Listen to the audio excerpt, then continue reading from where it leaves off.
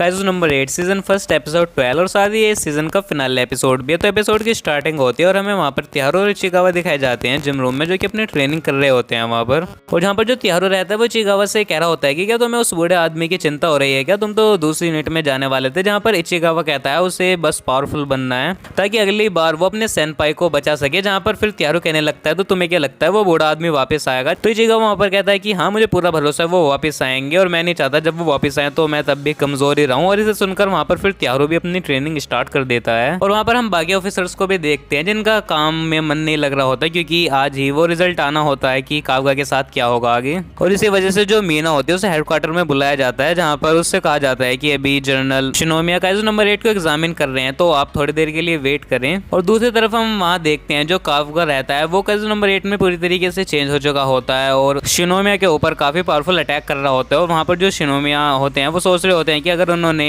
थोड़ी भी देर के लिए काइजू नंबर 8 को अंडरएस्टिमेट किया तो वो यहाँ पर मारा जा सकता है। और जिसके बाद फिर हम जनरल शिनोमिया को देखते हैं जो कि अपनी कॉम्बैक 2 पावर का यूज करते हैं जिसमें काफी डिफरेंट टाइप की साउंड वेव्स निकलती हैं। जिसके बाद हम देखते हैं जो काइजू नंबर 8 का कोर होता है वो गायब हो चुका होता है। यहाँ पर हमें दिखाया जाता है उसने अपनी कोर की हेल्प से एक नकली बॉडी बना ली थी और अब वो उसके पीछे आ जाता है। और जो उनकी फाइट थी वो इतनी पावरफुल होती है कि वो जो पूरा शेल्टर होता है वो तबाह होने लगता है। जहाँ पर हमें बताया जाता है ये शेल्टर 10.0 के फोल्टीट्यूड को सह सकता है। पर जो इस टाइम फाइट चल रही होती है वो काइजू नंबर 2 और काइजू नंबर 8 के बीच चल रही होती है। तो इतना डैमेज तो ऑब्वियस सी बात है यहाँ पर। और जिसके बाद फिर हम ऑब्जर्वेशन रूम में एक ऑफिसर को देखते जो कि कह रहा होता है कि अब तक जनरल शिनोमिया चाहते तो इसे मार सकते थे पर अभी तक उन्होंने ऐसा कुछ नहीं किया। इसका मतलब वो काइजू नंबर 8 को एग्जामिन कर रहे हैं। और चीज को सुनकर वहाँ पर किकोरो थोड़ी शौक हो जाती है क्योंकि उन्होंने कहा था कावगा के साथ थोड़ी नरमी से पेश आने के लिए। शायद इसी वजह से जो जनरल शिनोमिया है वो अपनी पूरी पावर का यूज नहीं कर रहे हैं वहाँ पर। और दूसरी तरफ हमें आओई का सीन दिखाया जाता है जो कि कह रहा होता है कि वो डिफेंस फोर्स में इसलिए आया था ताकि वो सबकी जान बचा सके। पर साथ ही वो कहता है कि कावगा ने मेरी जान बचाई थी। और वहाँ पर वो दोनों बात कर रहे होते हैं यानी हारुची। और उसके अगले सीन में हमें दोबारा काइजू नंबर 8 की फाइट दिखाई जाती है जनरल के साथ जहाँ पर हम देखते हैं काइजू नंबर 8 का जो फोल्टीट्यूड होता है वो धीरे धीरे वहाँ पर बढ़ रहा होता है और वो इसाऊ से भी ज्यादा हो जाता है फिर। पर अंदर उस काइजू नंबर 8 की बॉडी के अंदर जो कावगा रहता है वो पूरी तरीके से थक चुका होता है क्योंकि एक तरीके से उसकी बॉडी एक होस्ट है और इस चीज का इम्पैक्ट उसके ऊपर हो रहा है। और फिर हम देखते हैं जो काइजू नंबर 8 होता है वो ओवर पावर्ड हो जाता है और फिर वो वहाँ पर इसाऊ को मारने वाला होता है। और किकोरो भी उस तरफ देख रही होती है जहाँ पर कावगा सोचता है कि वो उसके सामने उसके डैड को नहीं मार सकता।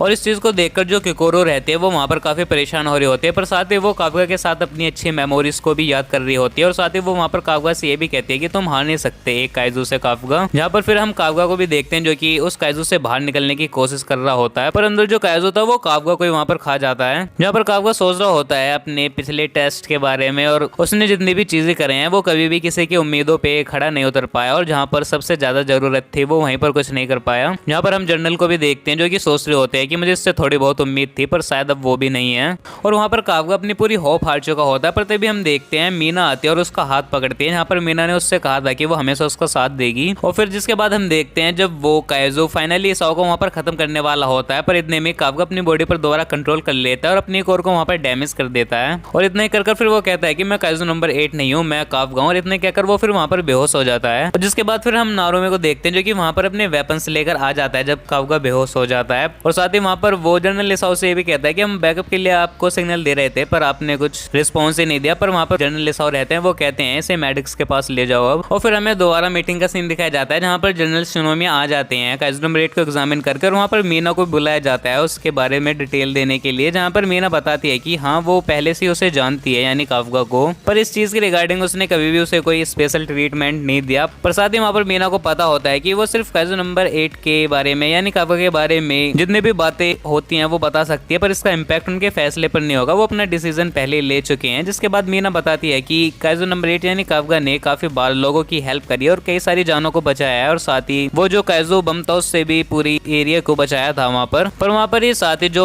और लोग थे उनका मानना होता है कि उसने अपनी ट्रेनिंग एग्जाम में भी चीटिंग करी थी। पर वहाँ पर मीना बताती है कि हाँ वो अपने साथी के जो ऑफिसर हैं उनमें एज में ज्यादा बड़ा है पर जब वो आया था उसके अनलिस्ट पावर 0 थी, पर उसने काफी मेहनत करी और फिर उसकी अनलिस्ट पावर 0 से 1% हुई। और साथ ही हमें एक फ्लैशबैक भी दिखाया जाता है जहाँ पर जो मीना थी, जब उसकी कैट मरी थी तो वहाँ पर काउगा भी काफी इमोशनल था। और ये बात मीना वहाँ पर सबसे ये भी कहती है कि अगर किसी के अंदर इंसानियत है सबसे ज्यादा तो वो काउगा ही है। और ये बात सुनकर वहाँ पर जितने भी मेंबर्स होते हैं वो चिढ़ जाते हैं, जिसके बाद जो जनरल शिनोमे होते हैं वो वहाँ पर मीना को वहाँ से जाने के लिए कह देती हैं। और जिसके बाद फिर वो बात करते हैं कि उन्हें क्या करना चाहिए, जहाँ पर बाकी मेंबर्स यही कहते हैं कि कैजुन नंबर 8 को डिस्पोज कर देना चाहिए, यानी मार देना चाहिए। और दूसरी तरफ हमें काफका का सीन दिखाया जाता है जो कि सोच रहा होता है कि वो पहले से ही कुछ नहीं कर पाया। उसने सोचा था कि वो सारे काइजूस को सबक सिखाएगा, जिसकी वजह से मीना इतनी परेशान हुई। और साथ ही वो सोच रहा होता है कि अगर वो काइजू बन ही गया है तो उसे एक इंसानी बनकर मरना होगा। पर इतने में वहाँ पर काफका को होश आता है और जो जनरल शिनोमे होते हैं वो उसके साइड में बैठे होते हैं। जहाँ पर काफका जैसे होश में आता है तो वो कहने लगता है, तो मतलब आपने मान लिया मैं एक इंसान हूं और मैं अब डिफेंस फोर्स में रह सकता हूँ क्या?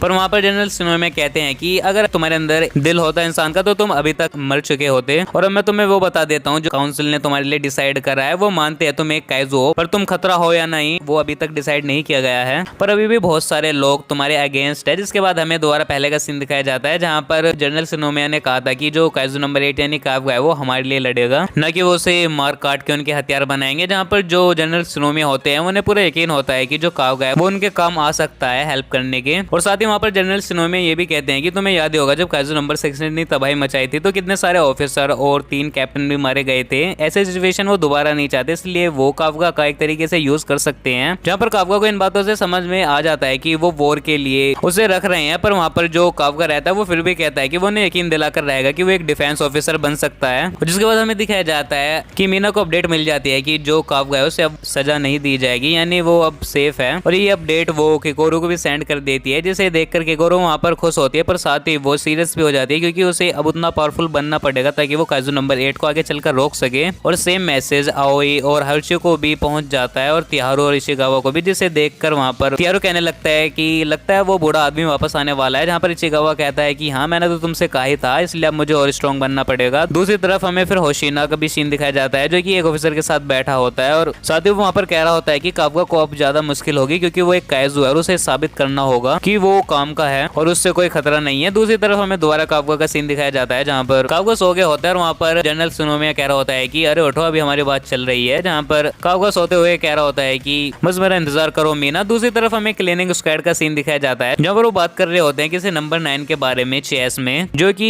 एक वीक में ही टॉप पर आ जाता है चेस के गेम में। और दूसरी तरफ हमें काइजू नंबर 9 का सीन दिखाया जाता है जो कि सभी लोगों के साथ वहाँ पर चेस खेल रहा होता है ताकि वो ह्यूमंस की कैपेबिलिटीज का पता लगा सके कि वो कहाँ तक सोच सकते हैं। और साथ ही वो कहते हैं कि हमारे प्लान के दूसरे फेज को स्टार्ट करने का टाइम आ गया है। और वहाँ पर सेम 2 काइजू होते हैं वहाँ पर, और वहाँ पर जो वो काइजू होता है वो कहने लगता है कि अब वक्त आ गया है जो ताकत इंसानों के हाथ में चली गई थी अब उसे वापस लाने का। और इसी सीन के साथ इस एपिसोड का यहाँ पर एंड हो जाता है। तो आई होप आपको इस एपिसोड की एक्सप्लेनेशन पसंद आई हो। और हाँ, अगर आपको इसके पिछले एपिसोड्स की एक्सप्लेनेशन देखनी हो तो उनकी लिंक भी मैंने इस वीडियो की डिस्क्रिप्शन में दे दिया, आप उन्हें भी कंप्लीट देख सकते हैं। तो इस वीडियो में इतना, मैं मिलूँ आपको नई वीडियो में नई एनिमे फिर नई वेब सीरीज की एक्सप्लेनेशन के साथ। तब तक के लिए गुड बाय।